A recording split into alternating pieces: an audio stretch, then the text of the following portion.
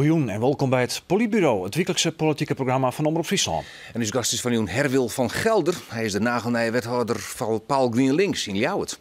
Herwil van Gelder is een nijkommer in de Ljouwerter politiek. Ervaring had er wel, jarenlang wie de wethouder in De Marne in Greenslaan. De oerstap naar Ljouwert zocht er als promotie. Maar wat wil van Gelder hier eens bereiken?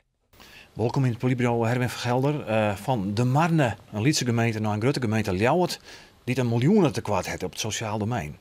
Wat bezielt jou eens? Ja, dankjewel. Welkom. Nee, het is heel mooi om naar Leeuwarden te komen. Kijk, in Groningen ben ik bezig geweest met jeugdzorg. Er wordt ook geworsteld met tekort in het sociaal domein. Dat gebeurt bij heel veel centrumgemeenten. En daar op inhoud mee bezig gaan, ja, dat is echt ook een drive. Zeker. Je dienen het van de hele gemeente, van de hele provincie. Ja, zeker. Daar was u bestuurlijk verantwoordelijk voor. En zo werkten ze in Groningen samen. Nou, in Friesland is dat iets anders in elkaar. Maar dat centrumgemeenten echt tekorten hebben op het sociaal domein, dat zie je in heel Nederland. Ja, dat merk je dus in Ljouwert. Ja. Eventjes, jij achter je wethouder was in De Marne. Daar hing je jeugdzaken in portefeuille onder oren. Dat hij hier net kregen. Dat liep me niet vreemd. Ja, ik ging daar wel voor in het begin. Dat ging je graag hebben. Ja, dat heb ik graag. Daar ligt je hart aan. Daar ben je dan 8 jaar mee bezig geweest. Maar het heeft ook wel voordelen dat ik ben daar vanuit WMO. Het is ook sociaal domein intensief mee bezig.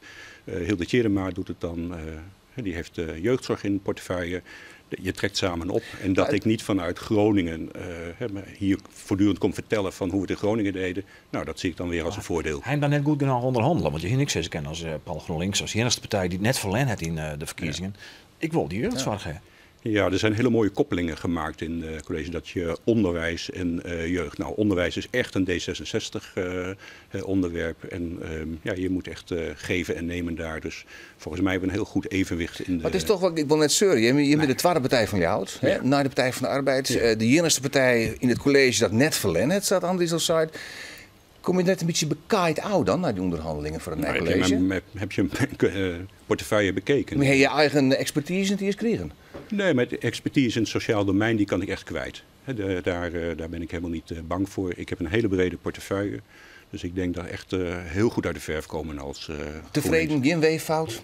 Nee, absoluut geen weeffout. Volgens mij hebben we een mooi team in het college. Mooie verdeling van de portefeuille. En echt het gevoel dat we er gezamenlijk schouders tegen elkaar aan gaan we die problemen aanvliegen, maar ook de andere onderwerpen in Leeuwarden. Ja. Jo, hij solliciteert om je wethouder te worden.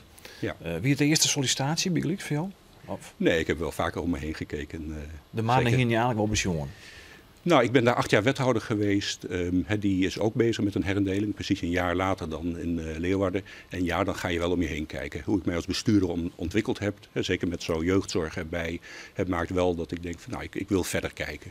Ja, je komt wel in de gemeente, weet je eigenlijk net niet in kennen. Je hebt wel in Drachten wennen, heel Skoflien. Ontbreekt het je dan net aan netwerk bij instanties, bij mensen hier in een gemeente als Ljouwert? Nou, dat netwerk dat ga je opbouwen. Kijk, ik had vanuit De Marne al wel contacten sowieso om het Lauwersmeer heen. De Vereniging van Waddenzee-gemeenten. Met jeugdzorg ben je met de 3 noordelijke provincies al. Gemeente en een stad, ja. Dat maakt het wel verschil. Ja, maar goed, het plattelandsgedeelte van Leeuwarden is ook enorm gegroeid. En die ervaring van hoe een platteland werkt, die neem ik ook mee. Dus ja, er verandert wat. De schaalgrootte is echt anders. De stedelijke problematiek is anders. Maar het is voor mijn gevoel echt een hele logische stap op dit moment in mijn carrière. Wat lukt je het meeste in Ljouwert? Nou, weet je, op het moment dat ik ook zag dat in de profielschets waar GroenLinks naar vroeg, Paul GroenLinks, werd gesproken over de culturele hoofdstad en wat dat inhoudt. Dat het toch een feestje, daar maakt bijwezen. Nee. Ja, ook. Het is een prachtig feest, prachtig jaar. Maar het gaat echt over de toekomst. Het gaat echt over hoe je met de Minskip werkt. Het gaat over biodiversiteit. Al dat soort zaken waar ik mij in de Marne ook heel hard voor gemaakt heb. Ja, die hier zitten zo in gebed in wat de gemeente Leeuwarden al aan het doen is. En als je het collegeprogramma ziet, dan zit het er ook ontzettend stevig in. Dus daar heb ik heel erg veel zin in. Toch zit je maar het sociaal domein en die miljoenen tekwarten, 12 miljoen tekwart vorig jaar. Er moet dus wat gebeuren. Jo roep ik oren Friese gemeenten op ta solidariteit. Maar dat zijn mooi betalen om die tekwarten van jou. Hoe kan je dat bereiken? Nou, als je alleen over geld gaat praten, dan wordt het een moeilijk gesprek. Maar wat mij betreft zijn er 3 sporen waar je in het sociaal domein waar we mee bezig gaan. Het eerste is, je moet doorontwikkelen. Je ziet dat hoe dat in Nederland aangepakt wordt. Ja, het begint. Maar het is logisch dat als je dieper die wijken ingaat, dat je dan meer tegenkomt. En daar komen meer tekorten aan. Dus hoe je werkt, de inhoud daarvan, daar moet je echt verder mee. Dat gaan we doen. Het tweede is hoe het Rijk het geld verdeelt. Ja, daar is nog wel wat op aan te merken. Dat gesprek gaan we voeren. En als je gesprek in de regio gaat voeren als centrumgemeente, wat ook een aanzuigende werking heeft per problematiek, moet je niet alleen over geld hebben, maar ook over de inhoud. Maar dan repeteren, Sissio. Maar goed, dat kan je net van oren gemeenten verlangen dat ze dan mooi betalen. Er moet druk komen. Ja, nou, hoe krijg je die druk? Nogmaals, dat gesprek alleen over geld, dat gaat niet wat opleveren. Maar als je ook over de inhoud hebt, over hoe het gaat, bijvoorbeeld over woonplaatsbeginsel. Je ziet een trek naar de steden, dat daar dus problematiek meer centreert. Ja, daar moet je het in de regio ook gewoon over hebben. En elkaar recht in de ogen kijken van, nou, wat gebeurt hier nou eigenlijk? Ja, uiteindelijk zult toch een beetje gaan, want de artikel 12 status van jou, die driegt op ieder moment toch wel. De VVD heeft er al een beetje van vastgehouden, de oppositiepartij. Er zult toch yield komen matten van die oren gemeenten, die het yield dus blijkbaar wel hebben, maar zelfs oerhoren. Ja, maar ook niet alleen daar wil je het gesprek aan, ook met het Rijk en ook dat je zelf inhoudelijk een slag wil maken. Want het riekt daar wil je hem die compensatie van hebben, hè? Nou, ik dacht dat er iets van 80 gemeenten waren waar echt zichtbaar is dat er 300 miljoen tekort is. Nou, dan heb je wel een gesprek, lijkt mij. Ja. In de mannen ben ze tegen tevreden, jou. Ze gunnen jou de stad naar jou wat ik. Ze zeggen onder woorden dat je een gedreven man binnen, kundig netwerker, maar soms ik wat ongeduldig en van dat troep moet rennen. Herkennen jullie daarin? Ja, zeker herken ik dat. En in zo'n 8 jaar, dan leer je er ook wel wat mensen meer meenemen. Maar dat gedrevenheid en echt vooruit willen, dat herken ik. Maar je snapt soms net dat mensen net snappen wat je bedoelt. Nou, dat valt wel mee. Zou je dat misschien zeggen? Nee. Even goed in Yield u Jan. Zou een VVD hier in de gemeente hier. Ja. Dat ken jullie altijd wel zeker. Ja, zeker. Maar die VVD'er had ook kunnen vertellen dat ik enorm veel geld binnengehaald heb. Dat zou je er ook bij trouwens. Precies. De cofinanciering zit ik wel goed. Ja, nee, zeker. Want viel je zelf een beetje Frieske binnen opgroeid in Drachten. Ja.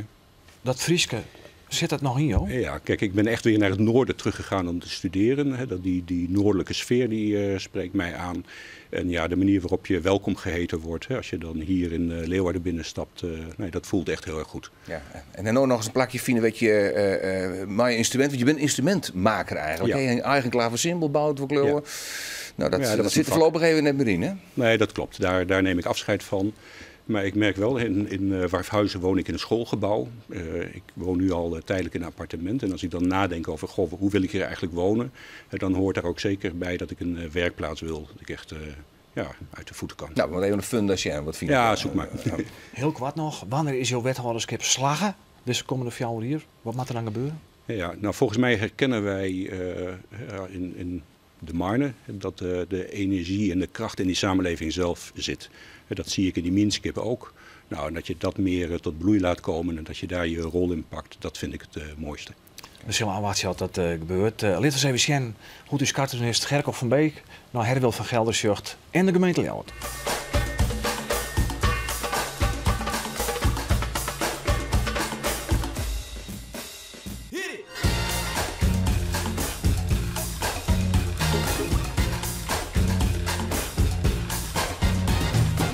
Geen vals akkoord. Nee, prachtig. De kracht van samen, hè? Dat is de naam van het collegeakkoord.